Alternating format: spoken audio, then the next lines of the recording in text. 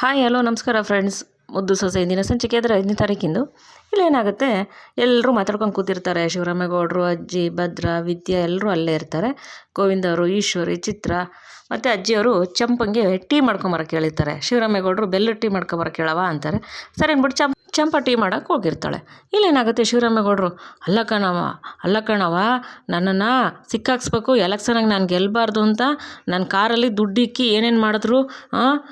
ಆದ್ರೂ ನಾನು ದೇವ್ರ ದಯದಿಂದ ನನಗೇನು ಆಗಲಿಲ್ಲ ಕಣವ. ಆದರೆ ಕಾರಲ್ಲಿ ದುಡ್ಡಿಕ್ಕಿದ್ದು ಯಾರು ಅಂತ ಕಂಡುಹಿಡಿಬೇಕು ಗೋವಿಂದ, ಯಾರು ಅಂತ ಕಂಡುಹಿಡಿಲೇಬೇಕು ಅಂತ ಶಿವರಾಮೇಗೌಡರು ಹೇಳ್ತಾರೆ.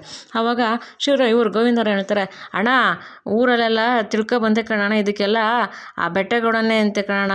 ಅದರಲ್ಲಿ ಇನ್ನೊಂದು ಕಾಣದ ಕೈ ಬೇರೆ ಕೆಲಸ ಮಾಡೋದಂತೆ. ಆ ಕಾಣದ ಕೈದು ಯಾವುದು ಅಂತ ಕಂಡುಹಿಡಿಯಲೇಬೇಕು ಕಣಣ್ಣ, ಬಿಡೋಕ್ಕಾಗಲ್ಲ. ಆ ಕಾಣದ ಕೈಯಿಂದನೇ ಇದೆಲ್ಲ ಆಗಿರೋದು ಅಂತ ಗೋವಿಂದವರು ಸಾವಿತ್ರಿ ಇವಳು ಈಶ್ವರಿ ಕಡೆಗೆ ನೋಡ್ಕೊಂಡು ಹೇಳ್ತಿರ್ತಾರೆ. ವಿದ್ಯೆನೂ ಕೂಡ ಈಶ್ವರಿನೇ ನೋಡ್ತಿರ್ತಾಳೆ, ಯಾಕೆಂದರೆ ಈಶ್ವರಿನೇ ಅದಕ್ಕೆ ಸಾಥ್ ಕೊಟ್ಟಿರೋದು. ಆಮೇಲೆ ಸರಿ ಅಂತ ಹೇಳ್ಬಿಟ್ಟು ಹೆಂಗೋ ಬಂದಿದ್ದೆಲ್ಲ ದೇವ್ರ ದಯದಿಂದ ಎಲ್ಲ ಒಳ್ಳೇದಾಯಿತು ಅಂತ ಶಿವರಾಮೇಗೌಡರು ಹೇಳ್ತಿರ್ತಾರೆ. ಅವಾಗ ಅಜ್ಜಿ ಏನಂತಾರೆ, ಅವರು ಒಳ್ಳೇದಾಗಕ್ಕಿಲ್ಲ, ಅವ್ರಿಗೆಲ್ಲ ಹುಳ ಬೀಳ್ತದೆ, ನನ್ನ ಮಗನಿಗೆ ಅನ್ಯಾಯ ಮಾಡೋಕೋರು ಅವ್ರಿಗೆಲ್ಲ ಹುಳ ಬಿದ್ದೇ ಬೀಳ್ತದೆ ಅಂತ ಅಜ್ಜಿ ಅಂತಾರೆ. ಆವಾಗ ಭದ್ರನಂತಾನೆ, ಅಪ್ಪಯ್ಯ ಅದಕ್ಕೆ ಮನೆ ಸುತ್ತು ಇನ್ಮೇಲೆ ಸಿ ಸಿ ಕ್ಯಾಮ್ರಾ ಹಾಕ್ಸ್ಬಿಡೋಣ ಕಣಪ್ಪಯ್ಯ, ನಾನು ಅವತ್ತಿಂದ ನಿನ್ಗೆ ಹೇಳ್ತಾ ಇದ್ದೀನಿ ಅಂತ ಭದ್ರ ಹೇಳ್ತಾರೆ. ಅವಾಗ ಶಿವರಾಮೇಗೌಡರು, ಮುಖಂಡ್ ಮಗ ಹಂಗೆ ಮಾಡು, ಅದೇನು ನೋಡ್ಬೇಕೋ ನೋಡ್ಬಿಟ್ಟು ಮನೆಗೆಲ್ಲ ಅದೇನೋ ಕ್ಯಾಮ್ರಾ ಅಂದಲ್ಲ ಅದೆಲ್ಲ ಹಾಕ್ಸ್ಬಿಡಪ್ಪ ಅಂತ ಹೇಳ್ಬಿಟ್ಟು ಶಿವರಾಮೇಗೌಡರು ಹೇಳ್ತಾರೆ. ಅವಾಗ ಗೋವಿಂದೇಗೌಡರು, ಅಣ್ಣಯ್ಯ ಎಲ್ಲ ಕಡೆಗೂ ತಿಳ್ಕೊಳಕ್ಕೆ ಬಿಟ್ಟಿದ್ದೀನಿ, ಎಲ್ಲರೂ ತಿಳ್ಕೊತಾರೆ. ಆ ಕಾಣದ ಕೈದು ಯಾವುದು, ಈಗ ನಿನ್ನನ್ನು ಎಲೆಕ್ಷನ್ಗೆ ಸೋಲಿಸ್ಬೇಕು ಅಂತ ನೀನು ಮಾಡಿದ್ದು ಯಾವುದು, ಅವ್ರನ್ನೆಲ್ಲ ಕಂಡುಹಿಡಲೇಬೇಕು ಕಣಯ್ಯ, ಬಿಡೋಕ್ಕಾಗಲ್ಲ ಅಂತ ಅಂದ್ಬಿಟ್ಟು ಗೋವಿಂದವ್ರು ಹೇಳ್ತಾರೆ. ಅವಾಗ ಶಿವರಾಮೇಗೌಡರು ಏನಂತಾರೆ, ಗೋವಿಂದ ಅದನ್ನು ಕಂಡುಹಿಡಿಬೇಕು, ಬಿಡಬಾರ್ದು. ಅದು ಯಾರು ಏನು ಎತ್ತ ನನಗೆ ಸಿಕ್ಕಲಿ, ನಾನು ಮಾತ್ರ ಅವ್ರನ್ನ ಸುಮ್ಮನೆ ಬಿಡೋಕ್ಕಿಲ್ಲ. ನನಗೆ ಯಾರು ಅಂತ ಗೊತ್ತಾಗಬೇಕು, ಆ ದುಡ್ಡಿಕ್ಕವ್ರು ಯಾರು ಅಂತ ಗೊತ್ತಾಗಬೇಕು, ಅದಕ್ಕೆ ಸಪೋರ್ಟ್ ಮಾಡಿದ ಕೈ ಯಾವುದು ಅಂತ ಗೊತ್ತಾಗಬೇಕು ಅಂತ ಅಂದ್ಬಿಟ್ಟು ಶಿವರಾಮೇಗೌಡರು ಹೇಳ್ತಾರೆ. ಇಲ್ಲಿ ಈಶ್ವರಿಗೆ ಭಯ ಶುರುವಾಗಿರ್ತದೆ, ಚಿತ್ರಂಗೂ ಈಶ್ವರಿಗೂ ಭಯ ಶುರುವಾಗಿರ್ತದೆ. ಯಾಕೆಂದರೆ ಇದು ಕೆಲಸ ಮಾಡಿರೋದು ಈಶ್ವರಿನೇ ತಾನೇ. ಅದರಿಂದ ವಿದ್ಯಾ ಅವ್ರ ಮಕ್ಕನೇ ನೋಡ್ತಿರ್ತಾಳೆ. ಅಂದ್ಕೊಂಡು ಮಕ್ಕ ನೋಡ್ತಿರ್ತಾರೆ. ಆಮೇಲೆ ಶಿವರಾಮೇಗೌಡರು ಏನು ಮಾಡ್ತಾರೆ, ಭದ್ರನ ಚಂಪ ಎಲ್ರಿಗೂ ಟೀ ತಂದು ಕೊಟ್ಬಿಟ್ಟು ಒಂದು ಸೈಡಲ್ಲಿ ಹೋಗಿ ನಿಂತ್ಕೊತಾಳೆ. ಶಿವರಾಮೇಗೌಡರು ಭದ್ರನ ಬಾ ಭದ್ರ ಇಲ್ಲಿ ಅಂತ ಕರೀತಾರೆ. ಅಪ್ಪಯ್ಯ ಬಾರ್ಲ ಇಲ್ಲಿ ಅಂತಾರೆ. ಸರಿ ಭದ್ರ ಮುಂದಕ್ಕೆ ಹೋಗ್ತಾರೆ. ಸರಿ ಕೂತ್ಕೊಳ್ಳ ಇಲ್ಲೇನ್ರಿ ಅಪ್ಪಯ್ಯ ಅಂದಾಗ, ಕೂತ್ಕೊಳ್ಳ ಬಾಯಿಲಿ ಕೂತ್ಕೋ ಅಂತ ಹೇಳ್ಬಿಟ್ಟು ಕೂರಿಸ್ಬಿಟ್ಟು, ನೀನು ಕಾಲು ಕೊಡ್ಲ ಇಲ್ಲಿ ಅಂತಾರೆ. ಅಪ್ಪ ಅಂತಾರೆ. ಕೊಡ್ಲ ಕಾಲ ಅಂತ ಅಂದ್ಬಿಟ್ಟು ಕಾಲು ಎತ್ಕೊಂಡು ನೋಡ್ತಾರೆ. ಅದನ್ನೇ ಅದು ಹಾವು ಕಚ್ಚಿದ್ದಿರುತ್ತಲ್ಲ, ಬಟ್ಟೆ ಸುತ್ತಿರ್ತಾರಲ್ಲ, ಅಲ್ಲಿ ನೋಡ್ಬಿಟ್ಟು, ಅಲ್ಲ ಕಣ್ಲ ಮಗ, ನಿನ್ನ ಅಪ್ಪಯ್ಯನ ಗೆಲ್ಸೋಕ್ಕೋಸ್ಕರ ನೀನು ಪ್ರಾಣನೇ ಪಣವಾಗಿ ಇಟ್ಬಿಟ್ಟಲ್ಲ ಮಗ ನೀನು ಅಂತ ಅಂದ್ಬಿಟ್ಟು ಅಂದಾಗ, ಅಯ್ಯೋ ಏನಿಲ್ಲ ಬಿಡಪ್ಪಯ್ಯ, ನೀನು ಗೆಲ್ಲಬೇಕು ಅನ್ನೋದೇ ನನಗೆ ಹಠ ಇತ್ತು ಅಪ್ಪಯ್ಯ, ಇದೆಲ್ಲ ಯಾವ್ದು ಬಿಡಪ್ಪಯ್ಯ, ನನಗೇನಿಲ್ಲ, ನೀನು ಪೂರ್ತಿ ಒಂದಿದ್ರೆ ಸಾಕಣಪ್ಪಯ್ಯ ಅಂತ ಭದ್ರ ಹೇಳ್ತಾರೆ. ಅವಾಗ ಅಲ್ಲ ಮಗ ನೋಯ್ತದೆ ಅಂದಾಗ, ಏನಿಲ್ಲ ಕಣಪ್ಪಯ್ಯ ಅಂದಾಗ, ಸರಿ ಕಣಪ್ಪ ಆಯಿತು ಹುಷಾರು ಅಂತ ಹೇಳ್ಬಿಟ್ಟು ಅಲ್ಲಿಂದ ಶಿವರಾಮೇಗೌಡರು ಹೊರಡ್ತಾರೆ. ಇಲ್ಲೇನಾಗುತ್ತೆ, ಇವಳು ಭದ್ರ ಅವ್ರ ರೂಮಲ್ಲಿ ಕೂತಿರ್ತಾರೆ. ಕ್ವಾಟ್ಲೆ ಅಲ್ಲಿಗೆ ಬರ್ತಾರೆ.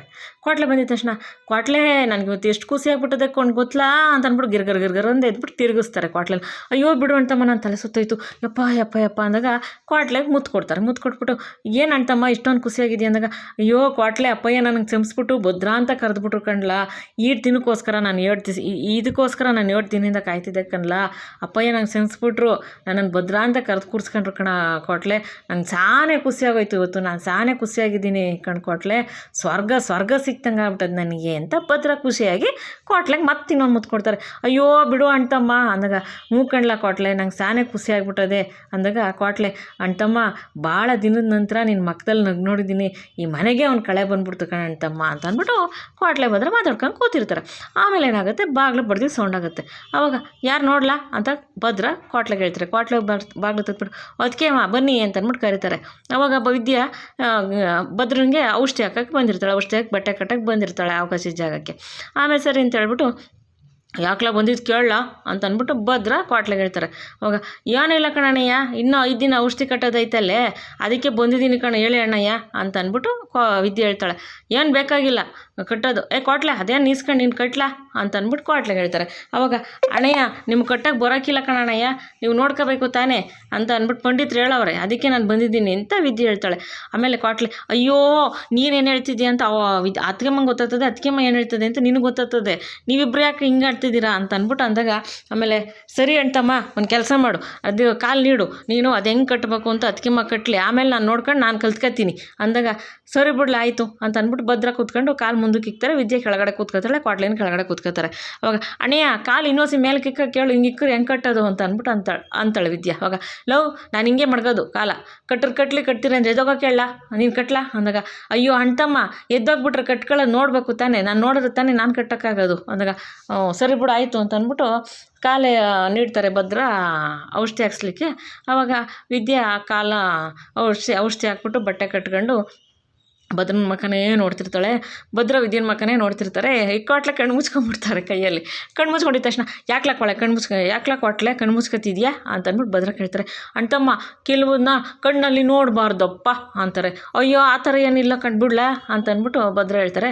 ಆವಾಗ ವಿದ್ಯೆ ಮತ್ತೆ ಔಷಧಿ ಹಚ್ಕೊಂಡು ಬಟ್ಟೆ ಕಟ್ಕೊಂಡು ಭದ್ರನ ಮಕ್ಕನೇ ನೋಡ್ತಿರ್ತಾಳೆ. ವಿದ್ಯೆನೋ ಭದ್ರನ ಮಕ್ಕನೇ ನೋಡ್ತಿರ್ತಾರೆ. ಇಬ್ಬರು ಒಬ್ರಿಗೊಬ್ರು ನೋಡ್ತಾ ಇರ್ತಾರೆ. ಆಮೇಲೆ ಕ್ವಾಟ್ಲೆ ಇಬ್ರಿಗೂ ಕೈಯಲ್ಲಿ ದೃಷ್ಟಿ ತೆಗಿತಾರೆ.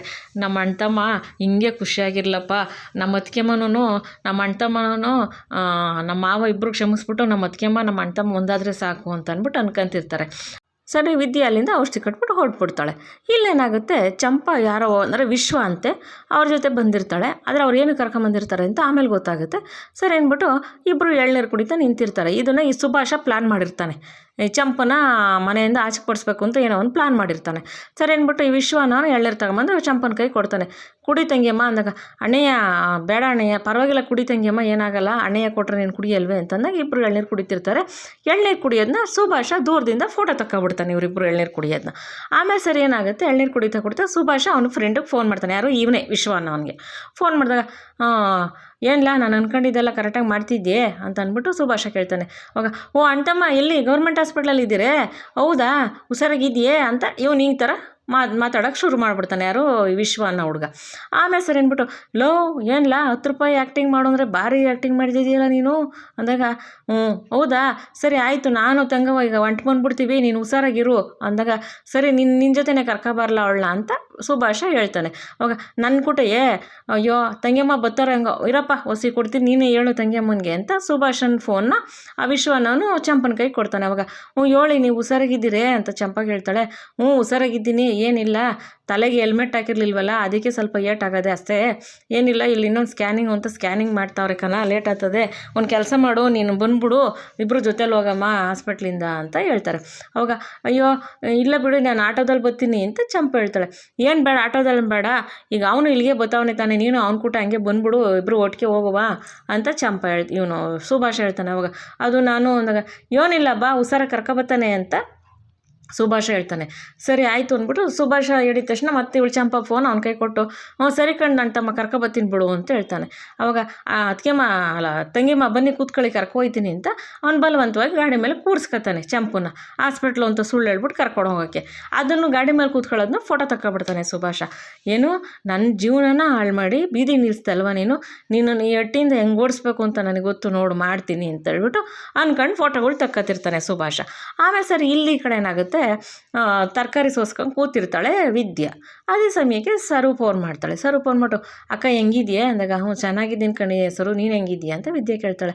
ಅಕ್ಕ ನೀನು ಇನ್ನೂ ಶೆಡ್ಡಲ್ಲೇ ಇದೆಯೇನೆ ಅಂದಾಗ ಕಣ್ ಸರು ಯಾಕೆ ಸರು ಅಂದಾಗ ಅಲ್ಲ ಕಣೆ ಅಕ್ಕ ನೀನು ಆ ಮನೆಗೆ ಆಟೋ ಒಂದು ಒಳ್ಳೇದು ಮಾಡಿದ್ಯಾ, ನಿನ್ಗೆ ಕ್ಷಮಿಸ್ಬಿಟ್ಟು ಮಾವಯ್ಯ ಮನೆಗೆ ಕರ್ಕೊಳ್ಳಿಲ್ವೇ ಅಂತ ಅಂದ್ಬಿಟ್ಟು ಸರು ಕೇಳ್ತಾಳೆ. ವಿದ್ಯಾ ಅಯ್ಯ ಅಲ್ಲ ಸರು ಒಂದು ಸಣ್ಣ ಗಾಯ ವಾಸಗಕ್ಕೆ 7 ದಿನ ತಗೋತದೆ, ಇದು ಜಾಸ್ತಿ ಇದೆ ಅಲ್ವೇ, ಜಾಸ್ತಿ ನೋವಾಗದೆ ಅಪ್ಪ ಮಾವಯ್ಯನ ಮನಸ್ಸಿಗೆ, ನನಗೆ ಕ್ಷಮಿಸ್ಬಿಟ್ಟು ಅವರು ಕರ್ಕೋತಾರೆ ಬಿಡು ಕಾಯ್ಬೇಕಷ್ಟೇ ನಾನು ಅಂತ ವಿದ್ಯೆ ಹೇಳ್ತಾಳೆ. ಆಮೇಲೆ ಏನು ಸರು ಸಮಾಚಾರ ಫೋನ್ ಮಾಡಿದ್ದು ಎಲ್ಲ ಸಂದಾಕಿದ್ದಾರಾ ಅಂತ ವಿದ್ಯೆ ಕೇಳ್ತಾಳೆ. ಕಣಕ್ಕ ಎಲ್ಲರೂ ಸಂದಾಕವ್ರೆ. ಅಕ್ಕ ನಾನು ನಿಂಗೆ ಏನು ಹೇಳಕ್ಕೆ ಮಾಡಿದೆ ಗೊತ್ತಾ, 3ನೇ ತಾರೀಕು ಅದು ನೀನು ಎಕ್ಸಾಮ್ಗೆ ಹೋಗಿ ಬೆಂಗಳೂರಲ್ಲಿ ಅದೇನೋ ಆಲ್ ಟಿಕೆಟ್ ತಗೊಂಬಂದಿದ್ದಲ್ಲ ಅಕ್ಕ, ಅದು ಸಪ್ಲಿಮೆಂಟ್ರಿ ಎಕ್ಸಾಮ್ 3ನೇ ತಾರೀಕು ಐತೆ ಕಣೆ ಅಕ್ಕ, ನಾನು ಪೇಪರ್ನಾಗ ನೋಡಿದೆ ಅದು ಹೇಳಕ್ಕೆ ಮಾಡಿದೆ ಅಂತ ಸರು ಹೇಳ್ತಾಳೆ.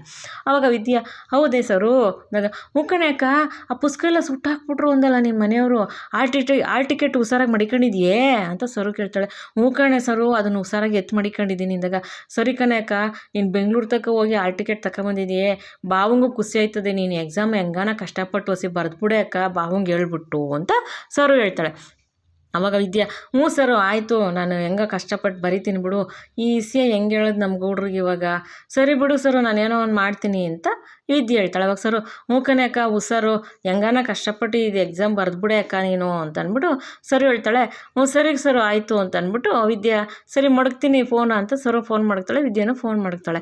ಈ ವಿಷಯ ಹೆಂಗಪ್ಪ ನಮ್ಮ ಗೌಡ್ರಿಗೆ ಹೇಳೋದು, ಹೆಂಗಪ್ಪ ನಾನು ಹೋಗಿ ಎಕ್ಸಾಮ್ ಬರೆಯೋದು, ನಮ್ಮ ಗೌಡ್ರಿಗೆ ಸಾನೇ ಆಸೆ ಆಯ್ತದೆ. ಸರು ಕೂಡ ಹೇಳಿರ್ತಾಳೆ, ಅಕ್ಕ ನೀನು ಓದ್ಬಿಟ್ಟು ಎಕ್ಸಾಮ್ ಬರೆದ್ಬಿಟ್ಟು ಡಾಕ್ಟ್ರ್ ಆಗಿಬಿಡೆ ಎಲ್ರಿಗೂ ಖುಷಿ ಆಯ್ತದೆ ಅಂತ ಸರು ಕೂಡ ಹೇಳಿರ್ತಾಳೆ. ಅದನ್ನು ನೆನೆಸ್ಕೊಂತಾಳೆ ವಿದ್ಯಾ, ನಾನು ಚೆನ್ನಾಗಿ ಓದಿ ಡಾಕ್ಟ್ರ್ ಆಗಬೇಕು ಅಂತ ನಮ್ಮ ಗೌಡ್ರಿಗೂ ಅದೇ ಆಸೆ ಇದೆ, ಹೆಂಗನ ಮಾಡಿ ನಾನು ಎಕ್ಸಾಮ್ ಬರೀಬೇಕು, ನಮ್ಮ ಗೌಡ್ರಿಗೆ ಹೆಂಗಪ್ಪ ಹೇಳೋದು ಈ ಪರಿಸ್ಥಿತಿಗೆ ಅಂತ ಅಂದ್ಬಿಟ್ಟು ವಿದ್ಯಾ ಅನ್ಕೊಂತಿರ್ತಾಳೆ. ಸರಿ ಇಲ್ಲಿ ಈ ಕಡೆ ಏನಾಗುತ್ತೆ, ಈಶ್ವರಿನೂ ಚಿತ್ರ ಮಾತಾಡ್ಕೊಂಡು ಕೂತಿರ್ತಾರೆ. ಅಲ್ಲಕ್ಕನವ ದೊಡ್ಡಪ್ಪನ ಹೆಂಗಾನ ಮಾಡಿ ಎಲೆಕ್ಷನಿಂದ ಸೋಲಿಸ್ಬೇಕು, ದೊಡ್ಡಪ್ಪಂಗೆ ಅವಮಾನ ಆಗಬೇಕು ಅಂತ ನಾವು ಇಷ್ಟೆಲ್ಲ ಕಷ್ಟಪಟ್ಟು ಕಾರಲ್ಲಿ ದುಡ್ಡೆಲ್ಲ ಏನೇನೋ ಮಾಡೋಕ್ಕೋದ್ರೆ ನೋಡಿದ್ರೆ ಊರು ಸುತ್ತು ದೊಡ್ಡಪ್ಪನೇ ಗೆಲ್ತಾರೆ ಅಂತೆಲ್ಲನೂ ಮಾತಾಡ್ಕೊತಾರೆ ಕಣವ, ಏನವ ಮಾಡೋದು ಇವಾಗ ಅಂತ ಚಿತ್ರ ಈಶ್ವರಿಗೆ ಹೇಳ್ತಾಳೆ. ಅವಾಗ ಅದೇ ಕಣೆ ನಾವು ಅಂದ್ಕೊಂಡಿದ್ದು ನಾವು ಮಾಡೋಕ್ಕೆ ಹೋಗಿದ್ದೆಲ್ಲ ನಮಗೆ ಉಲ್ಟಾ ಆಯ್ತದಲ್ಲ, ಅದೇ ನನಗೆ ಅಂದರೆ ಬೇಜಾರಾಯ್ತಿರೋದು ಅಂತ ಈಶ್ವರ ಹೇಳ್ತಾಳೆ. ಅವಾಗ ಹಂಗಲ್ಲ ಕಣವ ಅಂದಾಗ, ಅಲ್ಲ ಕಣೆ ನಿಮ್ಮ ದೊಡ್ಡಪ್ಪ ಗೆದ್ದದಕ್ಕಿಂತ ಹೆಚ್ಚಾಗಿ ಆ 3 ಅಡಿ ಮುಂದೆ ನಾನು ಸೋತ್ಬಿಟ್ನಲ್ಲ ಅಂತ ನಂಗೆ ಬೇಜಾರಾಯ್ತದೆ ಕಣೆ. ಅವಳು ಕ್ಷಮಿಸ್ಕೊಂಡು ಈ ಹೊಟ್ಟೆ ಒಳಗೆ ಬರ್ತೀನಿ ಅಂತ ನನ್ನ ಹತ್ರ ಸವಾಲು ಹಾಕವಳೆ, ಅಪ್ಪ ಅಮ್ಮಗನ ಒಂದು ಮಾಡ್ತೀನಿ ಅಂತ ಒಂದು ಮಾಡಿದ್ಲು, ಈಗ ಇಲ್ಲಿಗೆ ಬರ್ತೀನಿ ಅಂತ ಸವಾಲು ಹಾಕವಳೆ. ಅವಳು ಯಾವುದೇ ಕಾರಣಕ್ಕೂ ಈ ಹೊಟ್ಟೆ ಒಳಗೆ ಬರಬಾರ್ದು, ಹಂಗೆ ನಾನು ಏನಾರು ಮಾಡಲೇಬೇಕು, ಈ ಹೊಟ್ಟೆ ಒಳಗೆ ಬಂದ್ಬಿಟ್ರಂತೂ ಮುಗೀತು, ನಮ್ಮ ಮತ್ತೆ ತಿರ್ಗಾ ನಮ್ಮದೆಲ್ಲ ನಾವೇನೇನು ಮಾಡಿದ್ದೀವೋ ಅದೆಲ್ಲ ಗೊತ್ತಾಗ್ಬಿಡ್ತದೆ ಅಂತ ಈಶ್ವರಿ ಚಿತ್ರಂತ ಹೇಳ್ತಾ ಇರ್ತಾಳೆ. ಅದೇ ಸಮಯಕ್ಕೆ ಸಾವಿತ್ರಿ ವಿನಂತಿ ಬರ್ತಾರೆ. ಅದಕ್ಕೆ ಅಂತ ಆಮೇಲೆ ಇವರಿಬ್ಬರು ಸೈಲೆಂಟ್ ಆಗೋಯ್ತಾರೆ. ಅವಾಗ ಏನದಕ್ಕೆ ನೀವಿಬ್ಬರು ಇದೀನ ಬಗ್ಗೆನೇ ತಾನೇ ಮಾತಾಡ್ತಿದ್ದೀವಿ, ನಾನು ಕೇಳಿಸ್ಕೊಂಡೆ ಕಣದಕ್ಕೆ. ಆಮೇಲೆ ಅವಳು ಇನ್ನೇನು ನಿಮ್ಮ ಹೊಟ್ಟೆ ಒಳಗೆ ಬಂದ್ಬಿಡ್ತಾಳೆ ಬಿಡು, ಈಗ ಏನಾರು ಅವಳು ಹೊಟ್ಟೆಲಿರೋದು ಪುಡಿ ಉಟ್ಬಿಟ್ರೆ ಹೊಟ್ಟೆ ಒಳಗೆ ಬರ್ತಾಳೆ ಅಂತ ಅಂದ್ಬಿಟ್ಟು ಏನಂತ ಹೇಳ್ತೀನಿ ಇವಳು ಸಾವಿತ್ರಿ ಹೇಳ್ತಾಳೆ. ಅವಾಗ ಈಶ್ವರಿ ಹ್ಞೂ ಕಣೆ ಸಾವಿತ್ರಿ ನೀನು ಹೇಳ್ತಿಟ್ಟಿವೆ, ಆ ಹೊಟ್ಟೆ ಇರೋದು ಏನಾರು ಕಂಡುಬಿಟ್ಟು ಈಚೆಗೆ ಬಂದುಬಿಟ್ರೆ ಅವಳು ಸಲೀಸಾಗಿ ಹೊಟ್ಟೆ ಒಳಗೆ ಬಂದ್ಬಿಡ್ತಾಳೆ, ಈ ಹೊಟ್ಟೆ ಒಳಗೆ ಅವಳು ಬರಬಾರ್ದು ಅಂತ ಏನಾರು ಒಂದು ಮಾಡಲೇಬೇಕು ನಾವು ಅಂತಂದಾಗ ಅವಾಗ ವಿನಂತಿ ಏನಾಯ್ತಾಳೆ, ಹ್ಞೂ ಅತ್ತೆ ಅವಳು ಹೊಟ್ಟೆ ಒಳಗೆ ಬರಬಾರ್ದು, ಏನಾರು ಒಂದು ಮಾಡಲೇಬೇಕು, ಈ ವಂಶದ ಕೂಡಿ ಅವಳ ಹೊಟ್ಟೆಲಿ ಬೇರೆ ಬೆಳೀತಾದಲ್ಲ ಅಂತ ವಿನಂತಿ ಹೇಳ್ತಾಳೆ. ಅವಾಗ ಸಾವಿತ್ರಿ ಏನಂತಾಳೆ, ಹ್ಞೂ ಕಣತ್ಗೆ ನಾನು ಒಂದು ಸತಿ ಔಷಧಿ ಕೊಟ್ಟಿದ್ದೆ ಅದೇನೂ ಆಗಲಿಲ್ಲ ಅಂದಾಗ, ಇಲ್ಲ ಕಣೆ ಸಾವಿತ್ರಿ ಆ ಹೊಟ್ಟೆಲಿರೋ ಕುಡಿ ಯಾವುದೇ ಕಾರಣಕ್ಕೂ ಕಣ್ಣು ಬಿಡೋಕ್ಕೆ ಬಿಡಬಾರ್ದು ನಾವು, ಆ ಹೊಟ್ಟೆಲಿರೋ ಕುಡಿನ ಹಂಗೆ ಏನಾರು ಒಂದು ಮಾಡಬೇಕು ನಾವು, ಇಲ್ಲ ಅಂದರೆ ನಮ್ಮನ್ನು ಅವಳು ಈ ಮನೆಗೆ ಬಂದುಬಿಟ್ರೆ ನಮ್ಮನ್ನು ಹಿಡ್ತದಲ್ಲಿ ತಗೊಬಿಡ್ತಾಳೆ. ನಾನು ಅವಳನ್ನ ಮದುವೆ ಮಾಡಿಸಿ ನನ್ನ ಹಿಡ್ತದಲ್ಲಿ ತಗೊಳ್ಳೋಣ ಅಂತ ನಾನು ಪ್ಲಾನ್ ಹಾಕಿದ್ದೆ, ಅವಳು ನೋಡಿದ್ರೆ ನನ್ನನ್ನೇ ಹಿಡ್ತದಲ್ಲಿ ತಗೋತಾವಳೆ, ನಾನು ತಾಳಿ ಬಗ್ಗೆ ಕೊಡಿಸ್ಬಿಟ್ಟು ನನ್ನ ತಲೆ ಮೇಲೆ ನಾನೇ ಕಲ್ಲೆತ್ತಕೊಂಬಿಟ್ಟೆ ಅಂತ ಈಶ್ವರಿ ಅನ್ಕೊಂತಿರ್ತಾಳೆ. ಇವತ್ತಿನ ಸಂಚಿಕೆಯಲ್ಲಿ ಮುಗೀತೆ ಸ್ನೇಹಿತರೆ. ನಾಳೆ ಸಂಚಿಕೆಯಲ್ಲಿ ಏನಾಗುತ್ತೆ ಅಂತ ನಾನು ನಿಮ್ಗೆ ತಿಳಿಸ್ಕೊಡ್ತೀನಿ. ಈ ಸಂಚಿಕೆ ನಿಮ್ಗೆ ಏನಾದ್ರು ಇಷ್ಟ ಆಗಿದ್ರೆ ಒಂದು ಲೈಕ್ ಮಾಡಿ, ಶೇರ್ ಮಾಡಿ, ಸಬ್ಸ್ಕ್ರೈಬ್ ಮಾಡ್ಕೊಳ್ಳಿ ಪ್ಲೀಸ್. ವಿಡಿಯೋ ನೋಡಿ ಸಪೋರ್ಟ್ ಮಾಡಿ ಅಂತ ಕೇಳ್ಕೊತೀನಿ. ಯಾರ್ಯಾರು ವಿಡಿಯೋ ನೋಡಿದರೆ ಸಪೋರ್ಟ್ ಮಾಡಿದರೆ ಎಲ್ಲರಿಗೂ ತುಂಬ ತುಂಬ ತುಂಬ ಧನ್ಯವಾದಗಳು ಸ್ನೇಹಿತರೆ. ದಯವಿಟ್ಟು ಪ್ಲೀಸ್ ಪ್ರತಿ ವಿಡಿಯೋದಲ್ಲೂ ರಿಕ್ವೆಸ್ಟ್ ಮಾಡ್ತಾ ಇದ್ದೀನಿ, ಮೊದಲನೇ ಸತಿ ಯಾರು ನೋಡ್ತಿದ್ದೀರಾ ದಯವಿಟ್ಟು ಸಬ್ಸ್ಕ್ರೈಬ್ ಮಾಡ್ಕೊಂಡು ನೋಡಿ, ನಿಮ್ಮ ಫ್ರೆಂಡ್ಸ್ಗೆಲ್ಲ ಶೇರ್ ಮಾಡಿ ಸಪೋರ್ಟ್ ಮಾಡಿ ಅಂತ ಕೇಳ್ಕೊತೀನಿ. ಮತ್ತೊಮ್ಮೆ ವಿಡಿಯೋ ನೋಡಿದ್ದಕ್ಕೆ ಧನ್ಯವಾದಗಳು ಸ್ನೇಹಿತರೆ. ತಮ್ಮ ಅನಿಸಿಕೆ ಅಭಿಪ್ರಾಯ ಏನೇ ಇದ್ರೂ ಕಮೆಂಟ್ ಮಾಡಿ ತಿಳಿಸಿ. Thank you for watching.